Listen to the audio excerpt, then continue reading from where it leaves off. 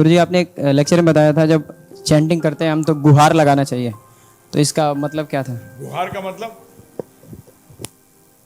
भगवान मुझे सेवा दो, ये भाव अंदर से, चिल्लाना नहीं, क्योंकि बाकी लोग डिस्टर्ब हो जाएंगे। चिल्लाना भी, चिल्ला भी सकते हो, जहाँ 5-7 किलोमीटर दूर चले जाओ। भक्ति विनोद ठाकुर जी जब नवदीप में थे तो जब वो हरे कृष्ण महामंत्र करते थे तो कई बार इतनी जोर से गुहार लगाते थे कि 4-4 किलोमीटर तक सुनाई देता था। क्या? हाँ, हरे कृष्णा, मतलब ऐसे।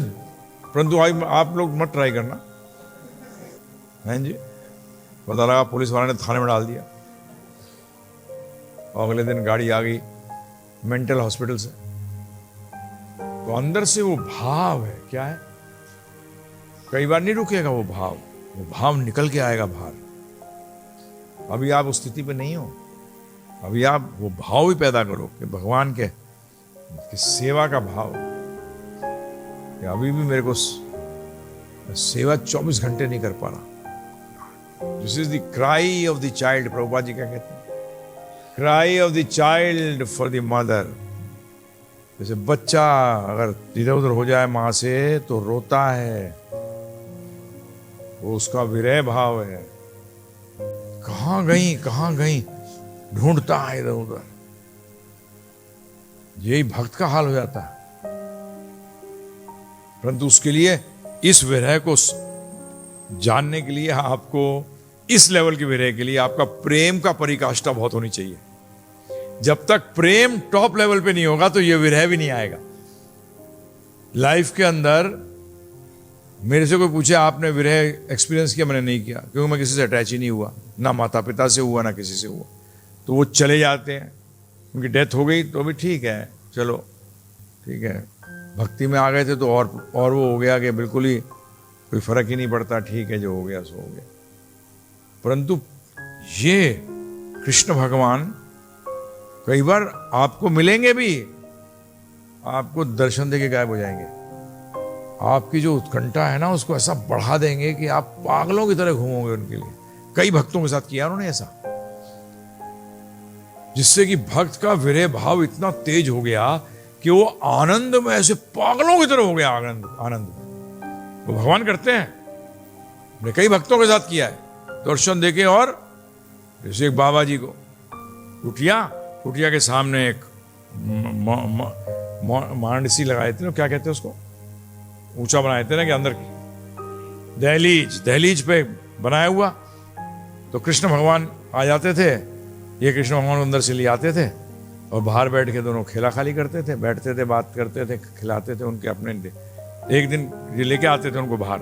एक दिन कृष्ण भगवान अंदर थे, उन्हें कहा कि दहलीज, अरे मैं अंदर हूं, मुझे निकालो ना, बाहर लाओ। तो इनके मन में आ गया, इन्होंने, अरे क्या बात कर रहे हो, वामन के रूप में तो पता लगा एक पग में दुनिया पूरी ब्रह्मांड नाप दिया था, अब ये जरा सी दहलीज पार नहीं हो रही। तो भगवान ने कहा, अच्छा तेरा ये भाव है। उसके बाद वो गायब हो गए। कि भाव चेंज हो गया ना, बच्चे से क्या हो गया, भगवान का भाव आ गया। हाँ अभी हाँ, परंतु अभी मत करो, एक्टिंग करोगे, अभी कलाकार लगोगे। क्या? कलाकार विदाउट कार।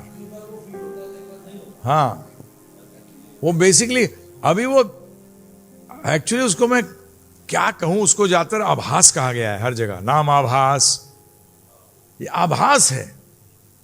आप जैसे कीर्तन भी करते हैं, उसमें भी होता है, आभास होता है। परंतु अच्छा है, कुछ ना होने से बेटर है। शुद्धि होगी।